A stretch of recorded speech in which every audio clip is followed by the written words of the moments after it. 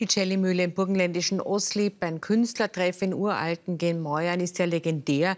Jetzt feiert sie ihr 40-jähriges Jubiläum mit prominenten Musikern und Kabarettisten.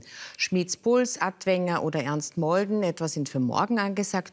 Heute Abend feiert die Mühle bei einem Kabarett-Special mit Monika Weinzettel, Roland Thüringer, Andreas Witasek, Lukas Resetaritz und vielen anderen mehr. Die Celli-Mühle, das ist eine Lebenseinstellung. Als Experiment haben Sepp Laubner und Robert Schneider 1976 den legendären Künstlertreff gegründet. In der Müh, wie die Mühle liebevoll genannt wird, trafen einander Gleichgesinnte, um das zu machen, was sie für richtig hielten. Einer der prominentesten Augenzeugen erinnerte sich 1981 an das Gründungsjahr. Als ich hergekommen bin, habe ich gesagt, ich weiß nicht, was ich eröffne, aber ich eröffne es. Ich weiß bis heute noch nicht ganz genau, was ich eröffnet habe.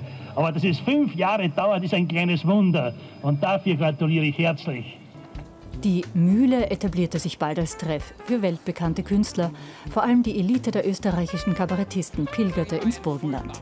Auch heute ist die Crème de la Crème vor Ort. Eine besondere Wertschätzung der Szene für diese Location.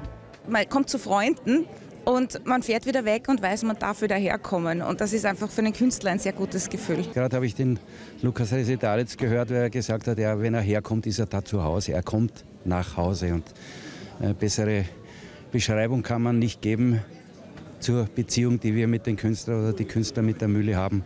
Also das passt auf allen Linien. Es ist auch eine Leistung, über 40 Jahre hier urbane Kultur aufs Land zu bringen. Das war damals schon, es war avantgardistisch, es war urban eigentlich und am Land. Also dieses Phänomen der Verlangsamung ist ja was typisch Burgenländisches. Und ich glaube, man spürt hier auch das Burgenland sehr stark. Also allein durch die Architektur, heute auch natürlich durch die gute Luft und durch das Klima. Das ist halt was ganz Besonderes im Burgenland. Das ist das Burgenland von seiner schönen Seite. Ich glaube, was überhaupt so eine Institution ausmacht, sind 2 Dinge: die Menschen, die das betreiben, und der Raum.